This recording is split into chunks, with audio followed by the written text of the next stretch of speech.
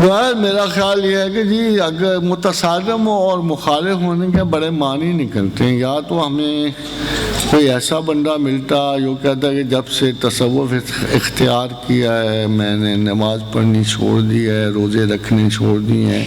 خیرات و صدقات دینے چھوڑ دی ہیں, میں نے فعالیت سے گریز کر لیا ہے, میں اب صرف بڑھ کے درخت مہاتما بدھ کی طرح روز بیٹھا ہوتا ہوں, وہیں تزکیہ نفس کر رہا ہوتا ہوں. یا ایسی تو کوئی روایت ہمیں ملی نہیں ہے. ہمارے تمام صوفیہ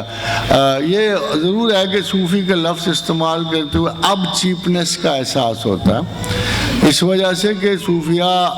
اصل میں درجہ مومن کو پہنچے ہوئے وہ مسلمان ہیں جن کے بارے میں قرآن کہتا ہے وَالسَّابِقُونَ السَّابِقُونَ, کہ آگے بڑھنے والے لوگ تھے جنہوں نے مسلمان سے ایمان کو حرکت کی, زیادہ کوششیں کی, اللہ کی قربت کی, محبت کی. تو اس لیے کہ صوفیہ ایک لفظ کی وجہ سے اگر لوگ تھوڑے سے لوگ الرجک بھی ہو جاتے ہیں اور لوگ کئی غلط معنی بھی لے لیتے ہیں, مگر جیسے ہر اچھی چیز کے بہت نقال ہوتے ہیں اور پاکستان تو ویسے ہی ماہر ہے نقالی ہر چیز کی,